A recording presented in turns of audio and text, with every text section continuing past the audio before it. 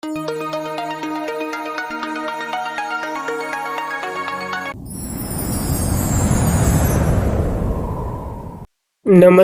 ગુજરાતના અધિકારી મિત્રો, આજે આપણે જોવાના છે 4 નવેમ્બર 2025નું મોસ્ટ ઇમ્પોર્ટન્ટ પરીક્ષાલક્ષી કરંટ અફેર્સ સાથે સાથે જીકે અને જેએસ પર જોવાના છે. તે પહેલાં ખાસ કરીને ચેનલ ઉપર નવા હોય તો ચેનલને સબસ્ક્રાઈબ કરી લેવી, વિડીયો પસંદ આવે લાઈક કરવો અને તમારા મિત્રો સુધી અવશ્યથી શેર કરી દેવો. તો ચલીએ આજના ઇમ્પોર્ટન્ટ ક્લાસની આપણે શુભ શરૂઆત કરી દઈએ.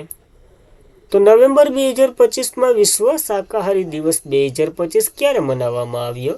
તો નવેમ્બરનું ખાતું ખુલી ગયું અને 1 નવેમ્બરે આ દિવસ મનાવવામાં આવે છે દર વર્ષે. તો વિશ્વ વેગન દિવસ 1 નવેમ્બરના રોજ ઉજવવામાં આવે છે, જે વેગન મહિનાની શરૂઆત કરે છે, એટલે કે નવેમ્બરની શરૂઆત કરે છે.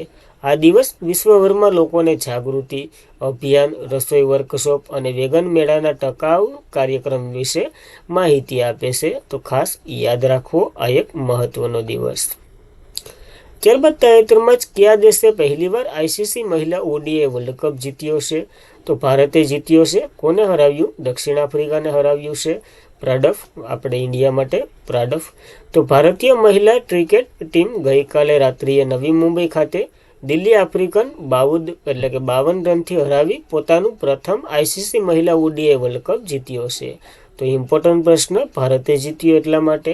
આઈસીસી મહિલા ક્રિકેટ વર્લ્ડ કપની વાત કરીએ. 13મી આવૃત્તિ હતી, 30 સપ્ટેમ્બરથી 2 નવેમ્બર દરમિયાન યોજાઈ. યજમાન દેશ ભારત અને શ્રીલંકા, કારણ કે પાકિસ્તાનના જે મેચો થવાના હતા ભારત સામે અથવા તો બીજા દેશો સામે, જે શ્રીલંકામાં યોજાયા હતા. Final doctor DY Patil sports stadium છે ને નવી મુંબઈ ખાતે, ત્યાં યોજાયું હતું. ભારત જીત્યું છે, ભારતનું પ્રથમ ટાઇટલ છે. રનરઅપ યાદ રાખવો, સાઉથ આફ્રિકા છે, તો ઇમ્પોર્ટન્ટ છે. Player of the series Deepti Sharma બન્યા અને player of the final Shafali Verma બન્યા છે. તો બંને યાદ રાખવા નામો સહિત. ત્યારબાદ સાહિત્ય અકાદમી દ્વારા તાજેતરમાં જ હિન્દીમાં અનુવાદ લિથિયોન નવલકથા ધ લાસ્ટ ડે ના લેખક કોણ છે? એનું નામ પૂછ્યું છે. તો જોસ્લાવ મેલિનિકોવાસ છે. યાદ રાખવું, બહુ અઘરું ટાઈપનું નામ છે. તો સાહિત્ય અકાદમીએ નવી દિલ્હીમાં પ્રશંસનીય લિથિયોન નવલકથા ધ લાસ્ટ ડે હિન્દીમાં અનુવાદ કરી અને વિમોચન કર્યું, જેનું નામ એડવિન ડીન રાખ્યું છે. તો ટીમ ડીન એ પણ યાદ રાખવું. આ કાર્યક્રમ રવિન્દ્ર ભવન ખાતે યોજાયું હતું, નવી દિલ્હીમાં જ દૂતાવાસના સહયોગથી યોજાયું હતું. આ નવલકથા લિથિયોન યુક્રેની લેખક જોસ્વાન મેલિનિકાસના દ્વારા લખવામાં આવ્યું હતું, જેનું આપણે હિન્દીમાં અનુવાદન કર્યું છે. સાહિત્ય અકાદમીના પ્રમુખ માધવ કૌશિકે તેમને ભારતીય ભાષામાં વિશ્વ સાહિત્યને પ્રોત્સાહન આપવા માટે એક સીમાચિહ્ન ગણાવ્યું છે. તો યાદ રાખવું. સાહિત્ય અકાદમીએ અનુવાદન કર્યું, તો પુસ્તકમાં કંઈક હશે. સ્થાપના 12 માર્ચ 1954માં થઈ હતી. પ્રમુખ માધવ કૌશિક છે. 2024માં હિન્દી ભાષામાં સાહિત્ય અકાદમી પુરસ્કાર ગગન ગિલને મળ્યો હતો, જ્યારે હું બહાર આવ્યો એના માટે, તો એ પણ યાદ રાખવું. અંગ્રેજીમાં ઇસ્ટીન કાય સ્પિનર નાઇટને મળ્યો હતો. અને જ્ઞાનવિદ પુરસ્કાર પછી આ બીજો સર્વોચ્ચ સન્માન છે, સાહિત્ય અકાદમી પુરસ્કાર. તો ખાસ સાહિત્ય અકાદમી જે સંસ્થા છે ને નવી દિલ્હી ખાતે, એના દ્વારા આપવામાં આવે છે, એ પણ યાદ રાખવું આપણને. ત્યારબાદ ડિક્શનરીએ કયા શબ્દને સૌપ્રથમ 2025નો નંબર શબ્દ તરીકે જાહેર કર્યો છે? તો 67 તો નો હાલે, પણ 7 એટલે કે 6 અને 7 બંને અલગ અલગ છે, તો આ બંનેને જાહેર કર્યા છે. એટલે કે આમ તો એક જ શબ્દ છે, પણ બંને રીતે બોલી શકાય. કદાચ પહેલીવાર 67 નંબર 2025ના વર્ષનો શબ્દ તરીકે જાહેર કરવામાં આવ્યો છે. ઇન્ટરનેટના અગ્રણીય ભાષાના સંદર્ભે શીખવાતા સ્થળ ડિક્શનરી.comએ જેન એપલ સ્પેલ શબ્દ 67 શબ્દને વર્ષનો શબ્દ તરીકે તાજ પહેરાવ્યો છે. આ માન્યતા એને મળી છે. તેણે ઘણા કારણો ટાંકી અને આની પસંદ કરવામાં આવ્યો છે. પણ યાદ એ રાખવાનું છે, ડિક્શનરી.comએ વર્ષનો શબ્દ 67 એટલે કે 77 નહીં, પણ 6-7 એવી રીતના, જો તમને જેવી રીતના ક્વેશ્ચન પૂછ્યો હતો ને એવી રીતના 6-7નો જ છે. તો એ પણ યાદ રાખો, કેવી રીતના પ્રશ્ન આવે એ પણ. ત્યારબાદ 2025માં ભારતનું નવું યુનેસ્કો ગ્લોસ્ટ્રોનોમિક શહેર કયું બન્યું છે? મોસ્ટ ઇમ્પોર્ટન્ટ પ્રશ્ન છે. લખનૌની પસંદગી થઈ છે, આ માટે ખાસ ઇમ્પોર્ટન્ટ છે. તો ભારતનું નવું યુનેસ્કો સિટી ઓફ ધ ગોસ્ટ્રોનોમિક 2025ની વાત કરીએ. યુનેસ્કો દ્વારા ફક્ત 2 ભારતીય શહેરનો ક્રિએટિવ સિટીઝ ઓફ ધ ગોસ્ટ્રોનોમિકનો ખિતાબ મેળવ્યો છે. યુનેસ્કો દ્વારા ભારતના નવનિયુક્ત શહેર ઓફ ધ ગોસ્ટ્રોનોમિક વિશે માહિતી મેળવીએ. તેનું સમૃદ્ધ રાંધણ વારસા અને જીવન ખાદ્ય સંસ્કૃતિ માટે પ્રખ્યાત હોય. અને લખનઉ નવાબો કા શહેર આમે પ્રખ્યાત જ છે. રાંધણ એટલે રસોઈ માટે, જીવનની ખાદ્ય એટલે ખાવા માટે તો પસંદ હોય જ. રસોઈ માટે પસંદ હોય તો ખાવાનું તો ઓટોમેટિક પસંદ હોય. 31 ઓક્ટોબર 2025ના રોજ લખનઉને યુનેસ્કો ક્રિએટિવ સિટીઝ નેટવર્ક ગોસ્ટ્રોનોમિક શહેર તરીકે ભારતનું સૌથી નવું શહેર તરીકે ઉમેર્યું છે. ઉઝબેકિસ્તાનના સમકંદમાં યુનેસ્કોની જે 43મી જનરલ કોન્ફરન્સ ભરાણી હતી ને, ત્યાં આને જાહેર કરવામાં આવ્યું છે, તો યાદ રાખવું આપણને. ત્યારબાદ હાલમાં ભારતના 9 શહેરો યુનેસ્કો ક્રિએટિવ સિટીઝ નેટવર્ક હેઠળ માન્યતા પ્રાપ્ત કરેલા છે. જેમાં પહેલા 2015માં જયપુર અને વારાણસીની પસંદગી થઈ હતી. 2025માં લખનઉની થઈ. તો આ નવીનતમ યાદ રાખવું. યુનેસ્કોની વાત કરીએ, united national education, scientification and culture organisation એનું ફૂલ ફોર્મ થાય છે.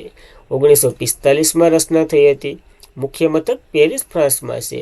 અને ડીજી નવા બન્યા હતા, તો યાદ રાખવા ખાલેદ અલ એનાની છે, એ પણ યાદ રાખવા. ત્યારબાદ એ આપો મોસ્ટ ઇમ્પોર્ટન્ટ પ્રશ્ન, ફિડે ચેસ વર્લ્ડ કપ ટ્રોફીનું નામ બદલી કયા ખેલાડીના નામ પર રાખવામાં આવ્યું છે? તો ભારતના ખેલાડી વિશ્વનાથ આનંદના નામ પર રાખવામાં આવશે. મોસ્ટ ઇમ્પોર્ટન્ટ છે. તો ફિડે ચેસ વર્લ્ડ કપ 2025 એની ટ્રોફીનું નામ બદલી ભારતીય ચેસ આઇકોન વિશ્વનાથ આનંદના નામ પર રાખવામાં આવશે. તો ખાસ ઇમ્પોર્ટન્ટ છે. અને આ નવી ટ્રોફી સત્તાવાર રીતે વિશ્વનાથ આનંદ કપ કહેવામાં આવશે, જે 5 વખત વિશ્વ ચેમ્પિયનશિપ વૈશ્વિક ચેસમાં અપ્રતિમ યોગદાનની શ્રદ્ધાંજલિ આપે છે આ વ્યક્તિત્વને, તો યાદ રાખવા આપણને. ફિડેની વાત કરીએ, જેના દ્વારા જાહેરાત કરવામાં આવી. 20 જુલાઈ 1924માં રચના થઈ હતી. મુખ્ય મથક લોસન, સ્વિટ્ઝરલેન્ડમાં છે. અને પ્રેસિડેન્ટ આર્કોડી ડોરોકોચવિસ છે. અને ઉપપ્રમુખ વિશ્વનાથ આનંદ છે, તો ખાસ ઇમ્પોર્ટન્ટ ધરાવે. ત્યારબાદ કયું રાજ્ય બહારના વાહનો પર ગ્રીન ટેક્સ વસૂલશે? તો આ જાહેરાત ઉત્તરાખંડ રાજ્યએ કરી છે કે ઉત્તરાખંડમાં જાઓ તો ગ્રીન ટેક્સ અવશ્યથી પે કરો. તો ડિસેમ્બર 2025થી ઉત્તરાખંડ સરકારે બહારના રાજ્યમાંથી એટલે કે બહારથી આવતા રાજ્યમાં પ્રવેશતા તમામ વાહનો પર ગ્રીન ટેક્સ વસૂલશે, જે પર્યાવરણીય સંરક્ષણ અને પ્રદૂષણ નિયંત્રણ તરફ એક મોટું પગલું છે. ગ્રીન ટેક્સ નામ જોઈને જ ખબર પડી જાય. આનો ઉદ્દેશ્ય હિમાલયના નાજુક ઇકોસિસ્ટમનું રક્ષણ કરવું. દહેરાદૂન, મસૂરી, નૈનીતાલ, ઋષિકેશ જેવા લોકપ્રિય ફરવાલાયક સ્થળો છે ને, એ બધીમાં પ્રદૂષણ વધારે થાય, કારણ કે લોકો અહીંયા વધારે જાય. અને શા માટે જાય એ બધી આપણને ખબર જ છે. તો આ બધીને ધ્યાનમાં લઈ અને આવું નાખવામાં આવ્યું છે. કેના દ્વારા? તો ઉત્તરાખંડ સરકાર દ્વારા. અને ગ્રીન લેવલ મોડલ લાગુ કરનાર આવું પ્રથમ રાજ્ય બન્યું છે, તો એ પણ યાદ રાખવું. નાના વાહનો પર 80 એટલે 80થી લઈ અને 700 સુધીનો ટેક્સ લાગવામાં આવશે. આંકડા ક્યારેય નથી યાદ રાખવાના, તમારી માહિતી માટે છે. ઉત્તરાખંડની વાત કરીએ, કેપિટલ દહેરાદૂન છે. સીએમ પુષ્કરસિંહ ધામી અને રાજ્યપાલ ગુરમીત સિંહ છે, તો ખાસ યાદ રાખવું. તો સમુદ્રગ્રામ ફિઝિટલ સર્વિસ પાયલટ પ્રોજેક્ટ તાજેતરમાં જ કઈ સંસ્થાએ શરૂ કર્યો છે? ફિઝિટલ હશે. ડિજિટલની એનો વિરુદ્ધાર્થી શબ્દ છે, તો ટીકોઈએ શરૂ કર્યો છે આ પ્રોજેક્ટ. શું છે? સંપૂર્ણ માહિતી લઈએ. હાલ તો પાયલટ પ્રોજેક્ટ તરીકે શરૂ થયો. તો ટેલિકોમ સેન્ટર ઓફ એક્સલન્સે તાજેતરમાં સમુદ્રગ્રામ ફિઝિટલ સર્વિસ પાયલટ પ્રોજેક્ટ શરૂ કર્યો છે. મુખ્ય ભાગીદારી સાથે હસ્તાક્ષર કર્યા છે આ પ્રોજેક્ટમાં. પસંદ કરેલોની વાત કરીએ, મધ્યપ્રદેશનું આર્ય અને ઉમરી પસંદ કર્યું. ઉત્તર પ્રદેશનું સોરાવાલા પસંદ કર્યું. આંધ્રપ્રદેશમાં નાયરકુંદમ પસંદ કર્યું. તો હાલ આ પાયલટ પ્રોજેક્ટ તરીકે એટલામાં શરૂ કર્યો. પછી આનું રિઝલ્ટ શું આવે એ પ્રમાણે આખા ભારતમાં શરૂ કરશે. પ્રોજેક્ટનો ઉદ્દેશ્ય ભૌતિક અને ડિજિટલ સેવાઓને જોડી અને ગ્રામીણ ભારતનું પરિવર્તન લાવવાનું છે. ગ્રામીણ ભારતમાં સશક્ત બનાવવા માટે મજબૂત ડિજિટલ માળખા સાથે જમીન અને સેવાનું વિતરણ એકીકૃત કરવાનું છે. આ પહેલ ભારતીય નેટ કનેક્ટિવિટીનો ઉપયોગ આવશ્યક સેવાઓ સરળ બનાવશે. ટૂંકમાં ગામડાને ડિજિટલ કરવા તરફ એક પ્રયાસ છે, જે સક્સેસ થવાનો. ત્યારબાદ ભારતે કયા શહેર એરબેઝમાંથી પાછું ખેંચી લીધું છે? તો કે ભારતે કયા દેશના એરબેઝમાંથી પાછું ખેંચી લીધું છે? તો તજાકિસ્તાનના એરબેઝ હતા ને, એમાંથી ભારત પાછું ખસી ગયું છે. તો 2022માં ભારતના કર્મચારીઓએ તૈનાત કરવા અંગે દ્વિપક્ષીય કરાર સમાપ્ત થયો. અફઘાનિસ્તાન ઉત્તરીય જોડાણ પતન બાદ તાલિબાનનું સંપૂર્ણ કબજામાં આવી ગયું હતું. આના ઉપયોગ પર સમાપ્ત થઈ ગયો. ભારત તજાકિસ્તાન જે એરબેઝ પર પીછેહટ કરી. ભારતે શા માટે પીછેહટ કરી? કારણ કે આપણે અફઘાનિસ્તાન સાથે સારા સંબંધ છે, તો પછી તજાકિસ્તાનને એકલું મૂકી દીધું. અમારી પાસે 2 એરબેઝ હતા, એટલે કે ભારત પાસે ફારખોડ આયારની, અને ફારખોડ ભારતનું પહેલું વિદેશી લશ્કરી મથક હતું, પરંતુ તે 2008માં બંધ કરી દીધું. ત્યારબાદ ભારતે તજાકિસ્તાનના આઈની એરબેઝ વિકસાવ્યું હતું, અને એમાંથી હાલ પાછું ખેંચી લીધા છે એટલા કરવસાડી વડે. તજાકિસ્તાનની વાત કરીએ, કેપિટલ દુસ્તાબે છે. ચલણ તાજિક સમય છે. રાષ્ટ્રપતિ ઇમોમમાં રહેમો છે, તો યાદ રાખવા. ત્યારબાદ 2 દાયકાની લાંબી ટેનિસ કારકિર્દી બાદ રોહન બોપન્નાએ નિવૃત્તિ લીધી છે. ટેનિસના ખેલાડી છે, ખાલી એટલું યાદ રાખો તો 1 માર્ક આવી જશે.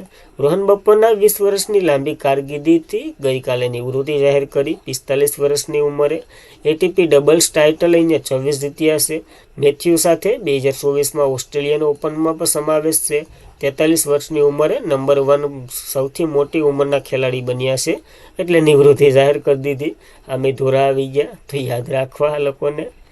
અને આજના માટે એટલું જ હતું. ખાસ કરીને મિત્રો, વિડીયો પસંદ આવે તો લાઈક કરવો, તમારા મિત્રોને શેર કરવો. ચેનલ પર નવા હોય તો અવશ્યથી સબસ્ક્રાઈબ કરી લેવી. વિડીયો પસંદ આવે, વધારે આવી ઇમ્પોર્ટન્ટ માહિતી માટે, પીડીએફ માટે વગેરે માટે ટેલિગ્રામમાં જોઈન થઈ જવું, કારણ કે એમાં ઇમ્પોર્ટન્ટ માહિતી વગેરે આવતી જ હોય. તો બસ આજના માટે એટલું જ હતું. જય હિન્દ, જય ભારત.